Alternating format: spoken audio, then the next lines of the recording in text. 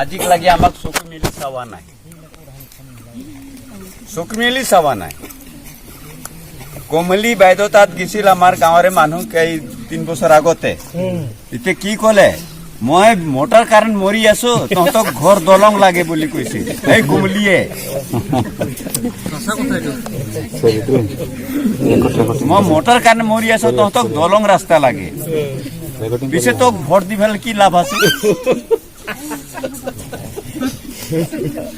গতিকে এইটো BPF-ক এইবাৰ আমি ভোট এটাও নিদিওঁ। এইবাৰ BPF-ক আমি ভোটে নিদিম। ইমান বছৰ হৈ গ'ল আমাক ভোট দেওঁতে দেওঁতে, আজিক লাগি আমাক মানে কিবা কৰিছি, একো কৰা নাই, খালি ভোট লাগে। এবছৰ যে মৰি গেলেও নিদিম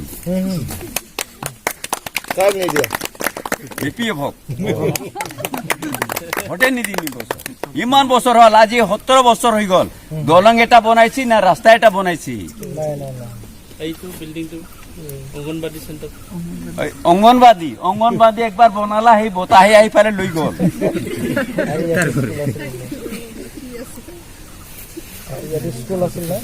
ইয়াতে স্কুল হেৰি নকৰে, তাৰমানে স্বাৰ্থনে কৰে, তাৰমানে নিজৰ পইচা খিনি লৈ পকেটত ভৰাই ৰাজগদি দি ঘৰত বহি থাকে। ঘৰত গ'লে কোনি হয়, কোনি হয় আমি চিনি নাপাওঁ। ভোটৰ সময়ত চিনি পায়, এতিয়া চিনি নাপা।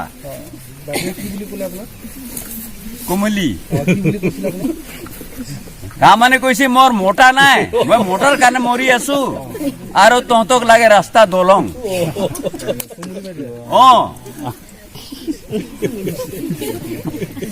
মই ডাইৰেক্ট কৈ দিওঁ, কৈছিলেহি ৰেচন তাত মই যাই পোৱা নাই। তাত গেলো তাকো কলো হয়, তিৰিৰ কাৰণে মৰি আছা বুলি কলো হয়,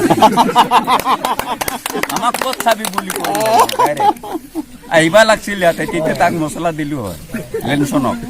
बहुत बहुत धन्यवाद दादा, बहुत बहुत धन्यवाद। जोहार।